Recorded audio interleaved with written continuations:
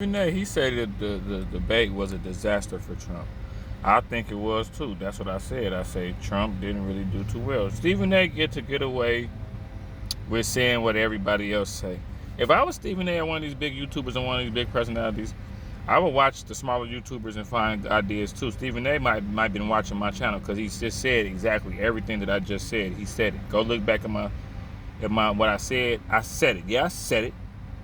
Yeah, I said it. So Stephen A. is about to articulately say what I said. I said Trump just got a little rattled. He showed that he was angry. When he said the dogs in Springfield, that was the right thing to say at the right time of just the delivery. Trump sometimes get too carried away with being, he don't have the vernacular and all that to do all that talking and playing. He just, you know what I'm saying? It ain't nothing. Yeah, Trump is straight to the point. He shouldn't have tangled with Kamala like he did. He should have just said, hey, he should have just pointed through his ear and say, hey, I got popped. You know what I'm saying? I got shot. So I ain't, you know what I mean? But I'm gonna let y'all hear what Stephen A. got to say. It ain't nothing new. Kamala handled him. You can't win an argument with no woman. You know what I'm saying? Y'all know that. But I think Trump kind of, like Stephen A. said, this is the part that Stephen A. took from me that I said. Trump single-handedly talked too much and talked Kamala into being neck and neck with him. There's a lot of people, oh, Trump gonna win. Oh, Kamala not gonna win. Oh, Kamala gonna. People still like, oh, but no, Kamala caught him rushed him to the stomach with one of them 1980s third grade take your lunch money stomach punches. Yeah, she caught him with, she dazed and confused him. You can't deny that. Like I say, I'm Stephen A. of the thing. Like he's Stephen A. of the thing. And I'm Stephen A. of the thing. Pause. That thing don't sound right.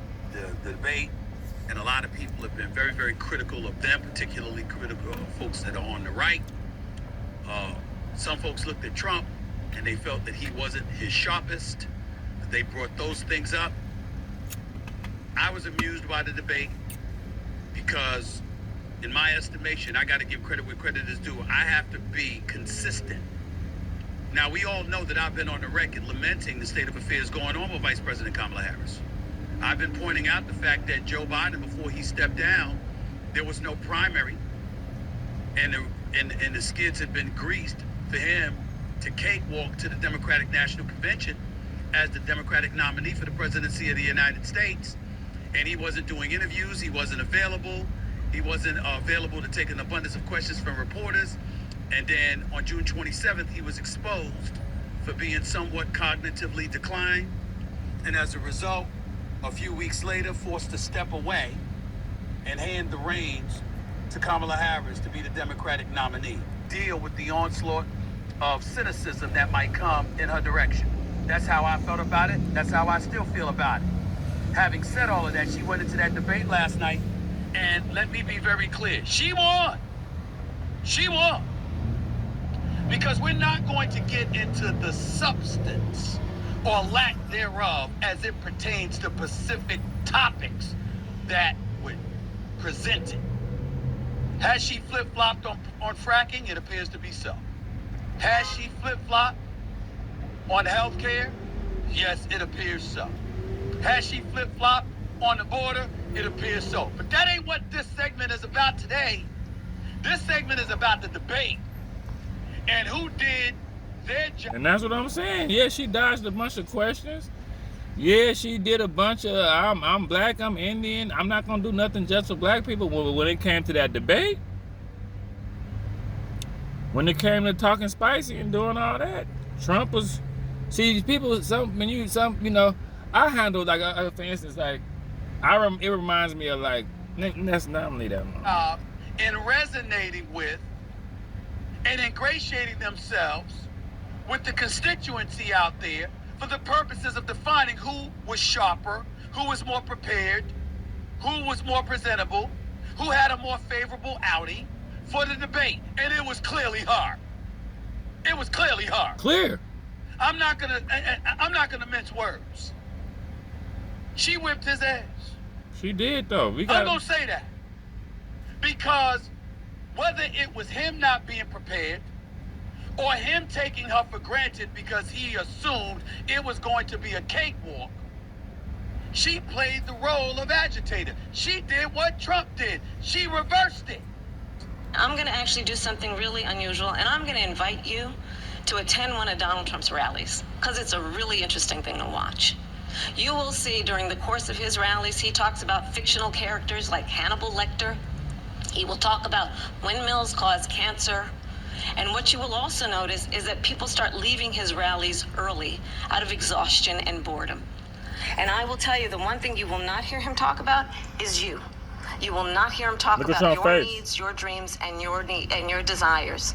And I'll tell you, I believe you deserve a president who actually puts you first. And I pledge to you that I will. Oh, she got him.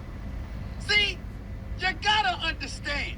Ladies and gentlemen, you can talk all of that stuff about everything. You can bring up all the issues that I brought up. You can bring up Trump, lamenting the 2020 election and talking about the borders and all of this other stuff. Who you're listening to right now is not a moderator. Who you're listening to right now is not somebody, even though I was a reporter for years, that's not reporting.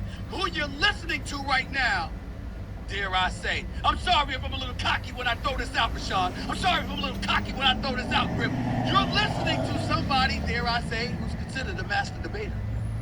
This is my lane. I'm a master debater too. This is my lane right here. And I'm telling you something right now. She got him good there. She got him good. You know why? Just brilliant in terms of showing her level of preparation and how it worked for her with her facial expressions and the way she was coming back at him. She was basically looking at him like he was silly. And it was serving to agitate him and rile him up even more and get him off message. Remember, we got inflation to deal with. We've got an economy. Man, I said all this. The way she was looking at him, the way she was playing him. See, you got to know when he was being triple teamed. He got cheated. I'm going to be honest. Stephen A., you're not going to cheat. Stephen A., let's be real. He got cheated a little bit. He got railroaded a little bit. When he brought up the Springfield, the people, I thought he sounded crazy. But he really was spot on. So, yeah, she won the little battle, but I don't think she's going to win the war because she can't go erase all the little bullshit she did before the great debate. You know what I mean?